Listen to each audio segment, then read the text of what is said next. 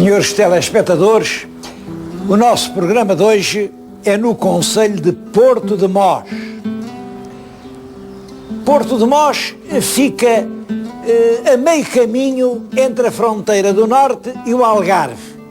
Daqui ao Algarve são 400 km, daqui lá acima ao Rio Minho são outros 400. Portanto, posso dizer que fica no meio do país. Fica no meio do país e fica rodeada por terras notáveis. O concelho confina com os concelhos da Batalha, de Alcobaça, de Santarém, de Alcanena e de Leiria. Reparem, tudo terras importantes, tudo terras para visitar. É um concelho grande, tem 264 km², isto já faz parte dos grandes concelhos do país, tem uma população pequena, 25 mil habitantes, o que dá cerca de 94 por km², média baixa em Portugal. Mas isto explica-se porque o concelho é quase todo de serranias. Serranias onde a única fruta é a pedra. Estamos na terra da pedra. Exatamente por isso é que isto se chama Porto de Mós. Porto era um sítio onde se passava. É ali aquele vale, é por ali que se passa para o litoral e que se entra vindo do mar no interior do país. Era um porto.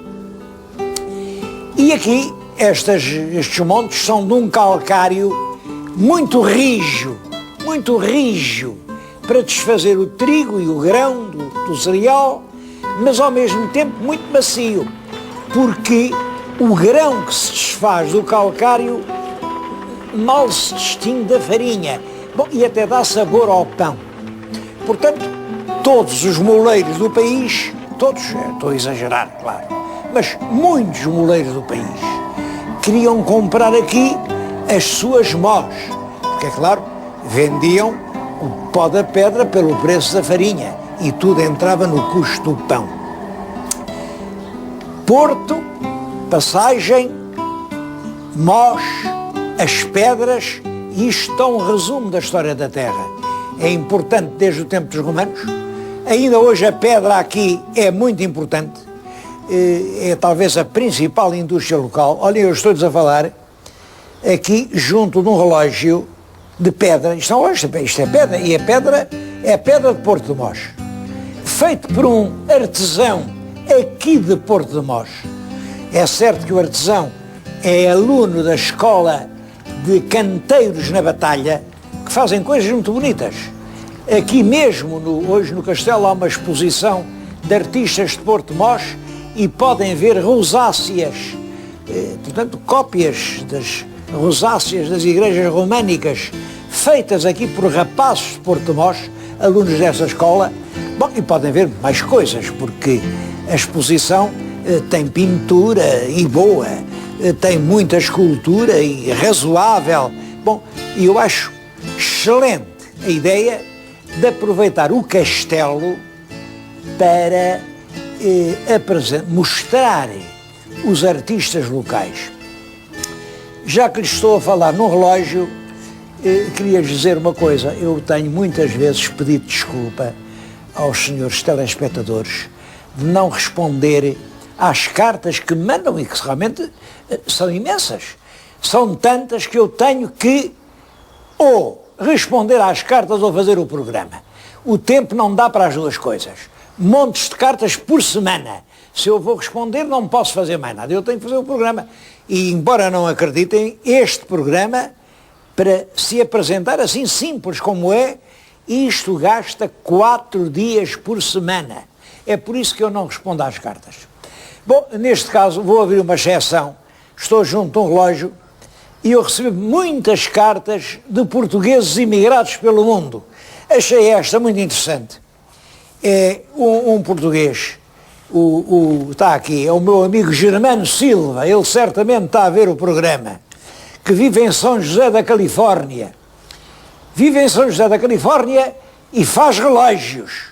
Simplesmente tem o orgulho de fazer os maiores relógios de todos os Estados Unidos da América. Temos aqui os relógios que ele faz, aqui está ele, junto a um relógio, o relógio é quase o dobro de um homem.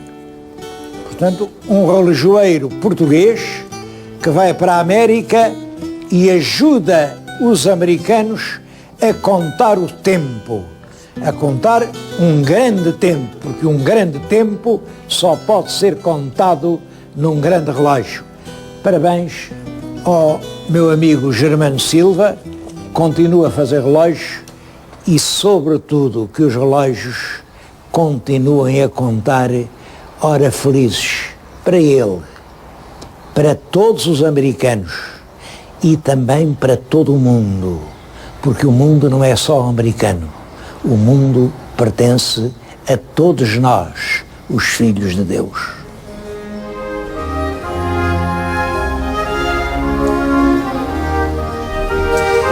Este castelo de Porto de Mós, visto de longe, parece assim uma casinha de bonecas.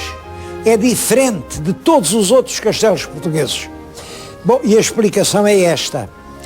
Isto, noutros tempos, era mesmo um castelo para fazer a guerra. Foi castelo dos romanos, foi castelo dos mouros, foi castelo dos primeiros reis afonsinos.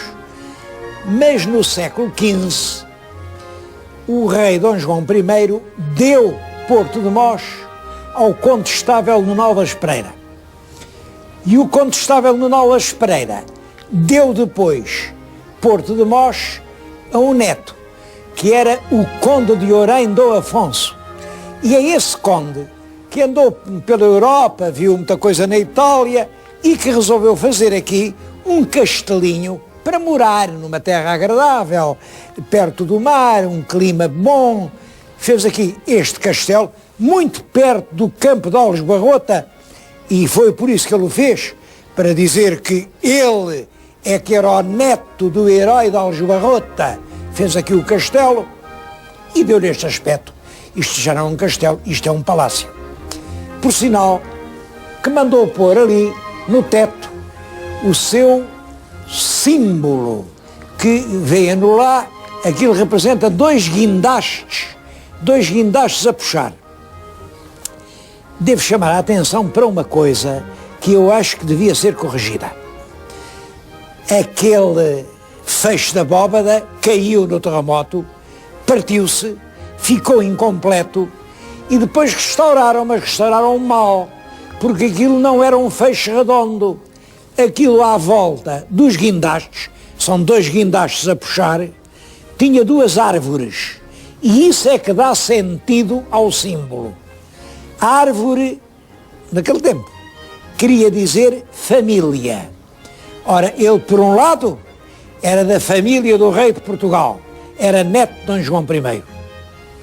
Pelo outro lado, era neto do Condestável Dom Nuno Álvares Pereira, o mais ilustre português do seu tempo. E com dois avós assim, ninguém podia subir mais alto do que ele. É o que os guindastes estão a dizer. Os guindastes estão a erguer assim uma tarjeta que tem 4 letras. N, E, I, S. Neis.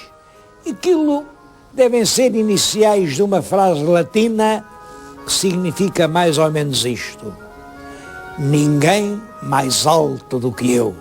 Realmente, com dois avós daqueles, não havia ninguém que fosse mais nobre em Portugal.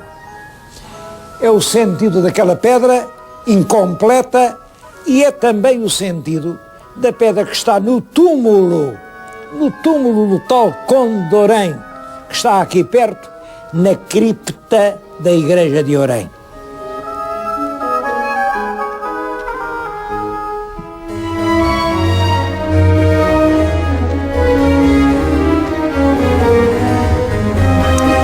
A paisagem em todo o concelho é muito característica.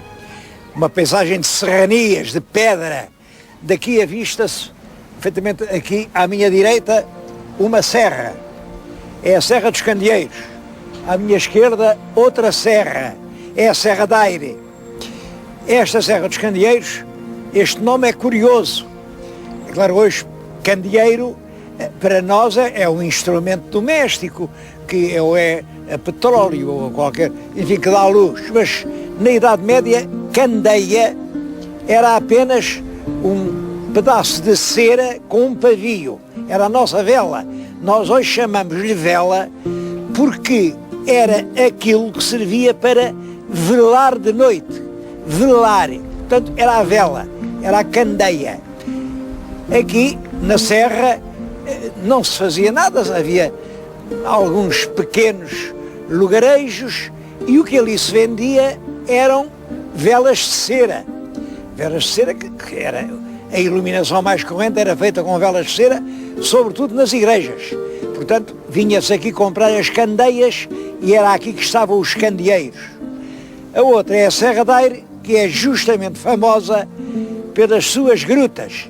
As maiores grutas portuguesas são exatamente aqui nesta serra. Aliás, vamos agora já visitar uma delas.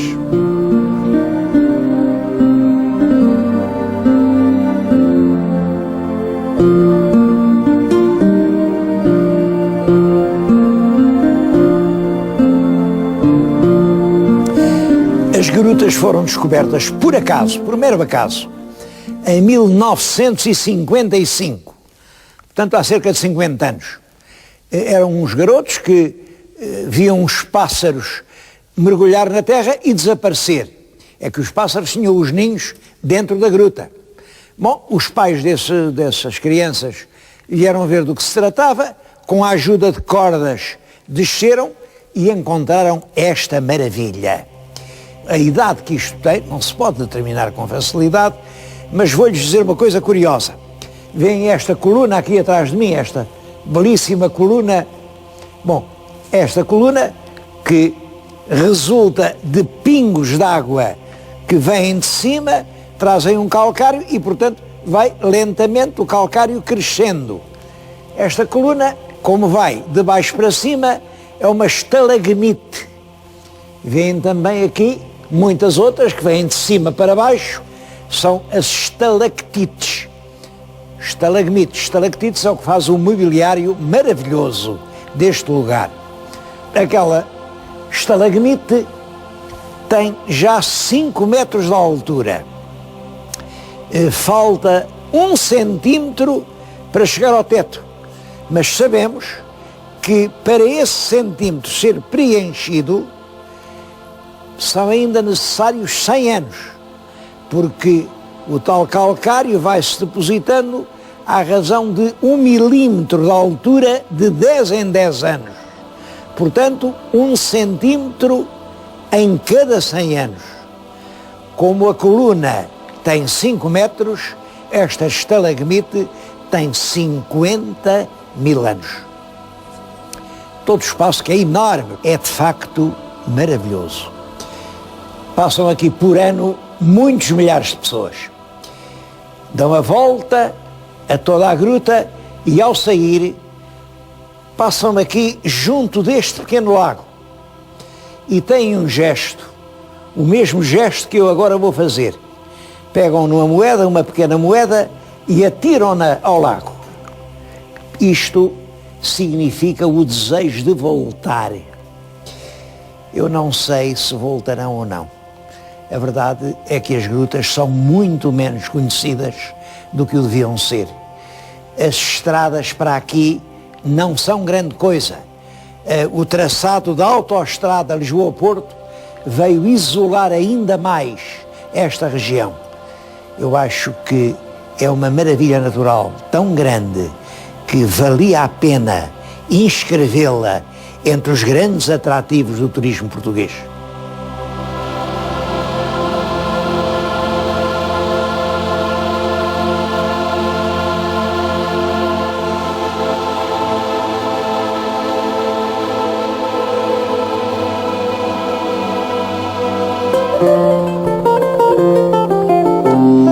A vila de Porto de Mós é antiga, já existia na época romana e o rei Dom Dinis deu-lhe foral em 1305. Bom, mas além de foral, ofereceu a vila à rainha Santa Isabel. também lhe ofereceu a vila de Sintra, a vila de Alenquer. E isto significa que a vila era uma vila importante. O rei não oferecia assim vilas menores à rainha. Era uma terra importante. Das pessoas aqui nascidas, que são muitas, eu vou só citar uma. Uma porque isso vem esclarecer certas dúvidas sobre Camões. É o bispo Dom António Pinheiro. O Camões tem um soneto, é um soneto que começa: depois que viu Cibele o corpo humano. Bom, que se dirige a alguém que se chamava Pinheiro. E, bem, e os nossos comunistas têm hesitado quem seria o Pinheiro, quem seria o Pinheiro. Bom, a leitura atenta do soneto não deixa dúvida nenhuma. É Dom António Pinheiro, que foi bispo de Miranda e depois bispo de Leiria, e que nasceu aqui em Porto de Mós, numa destas casinhas que estão na nossa frente. E é ele com certeza por isto, porque diz aqui que o bispo foi vítima do vão furor primeiro. Realmente este bispo foi vítima do furor do rei Dom Sebastião, porque quando Dom Sebastião pela primeira vez vai à África, o bispo tem a coragem de lhe fazer um sermão recomendando prudência e dizendo que um rei que ainda não tem descendência não pode andar ali a arriscar a vida. O rei perdeu a cabeça e à saída da missa obrigou a renunciar ao cargo de bispo. Foi esse o vão furor primeiro. Bom, mas depois o cardeal Dom Henrique voltou a nomeá-lo bispo, e não só isso, nomeou o seu principal conselheiro. É isto que aqui diz quando diz que mais lhe concede o Filho Poderoso que as estrelas subindo tocar possa, vendo os segredos lá do céu superno. É que durante as cortes de Almeirim é este bispo Pinheiro quem ouve os segredos do cardeal Dom Henrique, que estava já quase agonizante, e quem comunica o que o rei quer às cortes. É ele quem conhece os segredos lá do céu superno. Bom, o soneto termina assim: ó ditoso Pinheiro, ó mais ditoso quem, se vir coroado da folha vossa, cantando à vossa sombra verso eterno. É Camões, na altura das cortes de Almeirim, portanto em 1578, já no fim da vida, a pedir um emprego ao bispo de Leiria.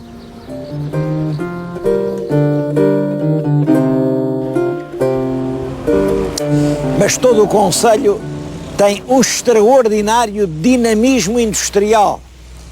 Dá umas dezenas de anos para cá, têm nascido centenas de empresas. Bom, é claro, como calculam aqui na Serra, a principal matéria-prima é a pedra. Há dezenas e dezenas de pedreiras, estas de grandes blocos. Estes blocos que estão a ver aqui são exportados para a Alemanha e para o Japão. As pedreiras de calçada, quase todas as calçadas portuguesas, são feitas com pedras idas aqui deste imenso bloco calcário, e depois as pedreiras de laje, as lajes que se vendem assim em grandes quantidades, vão também ali de outro tipo de pedreiras.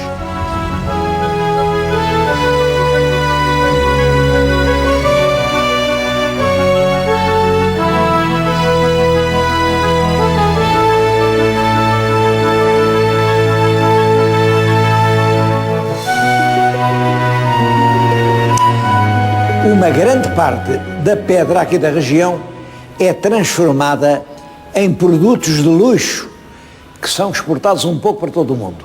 Eu vim falar-lhes aqui numa empresa que desta pedra que se extrai dessas montanhas, eles fazem tudo, olhem, fazem mesas, fazem os balaústres, fazem as ladeiras, fazem as escadarias, fazem, eu acho isto particularmente bonito, revestimentos de grande originalidade. Tudo isto é feito aqui. Falo nesta casa, mas devo dizer que aqui na região há 27 empresas transformadoras da pedra e há centenas de famílias que vivem da pedra. Esta gente que não tem aqui, no concelho que é enorme, mais nenhuma mina que não seja a pedra, transformou a pedra numa fonte de vida.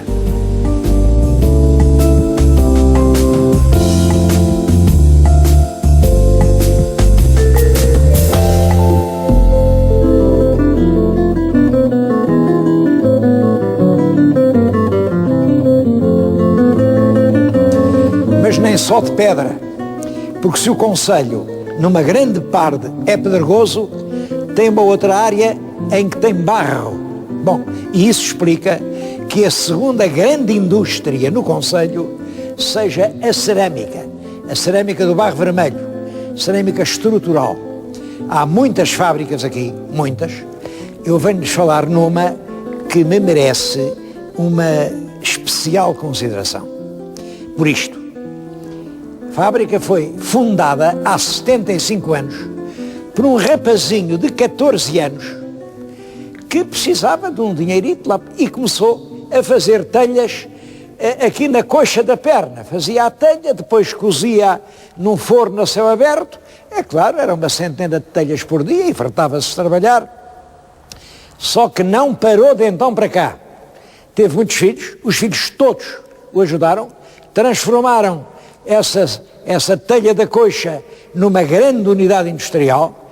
Hoje é a segunda no país. O que estão a ver ali embaixo eram os fornos em que eles coziam a telha em 1940. Bom, depois aquilo tornou-se antiquado e cresceu. Isto agora tem três unidades moderníssimas e mais uma quarta que está na fase de arranque e que se diz que é a mais evoluída de toda a Europa.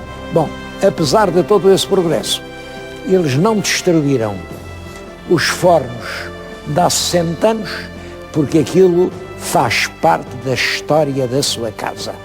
Eu acho que isso é um exemplo. Tomara eu que muitas cidades, que muitos autarcas seguissem esta lição.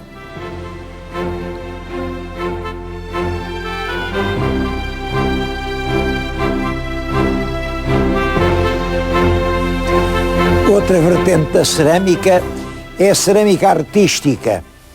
Neste caso, painéis de azulejos decorativos. Eu agora estou na Vila do Juncal, onde em 1770, portanto, no tempo do Marquês de Pombal, foi criada uma fábrica de cerâmica artística, de azulejaria. Foi nessa fábrica que se fizeram os belos painéis que estão na Igreja do Juncal e que são realmente muito bonitos. Ora bem, essa tradição renasceu e está a ser cultivada. Vêm agora aqui numerosos ceramistas a completar os seus painéis, que estão a ter uma procura enorme. É uma arte do século XVIII que revive no nosso tempo.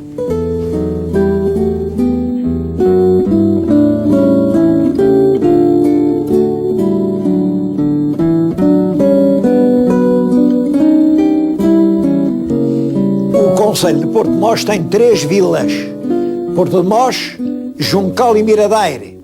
Eu já falei de Porto-de-Mós e do Juncal, mas não posso deixar de falar de Miradouro, que aliás é uma vila que era célebre no nosso país por causa dos têxteis.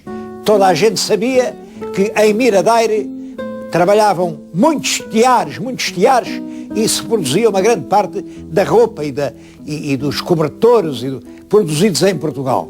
Bom, isso hoje continua a ser verdade.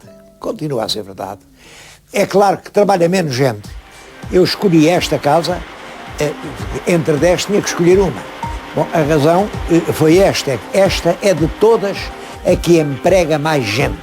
Bom, emprega mais gente e está a travar realmente a batalha da qualidade.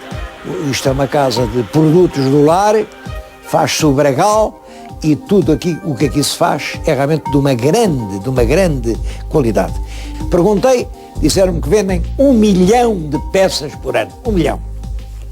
Também lhes perguntei, então e os senhores não estão preocupados com o futuro dos têxteis?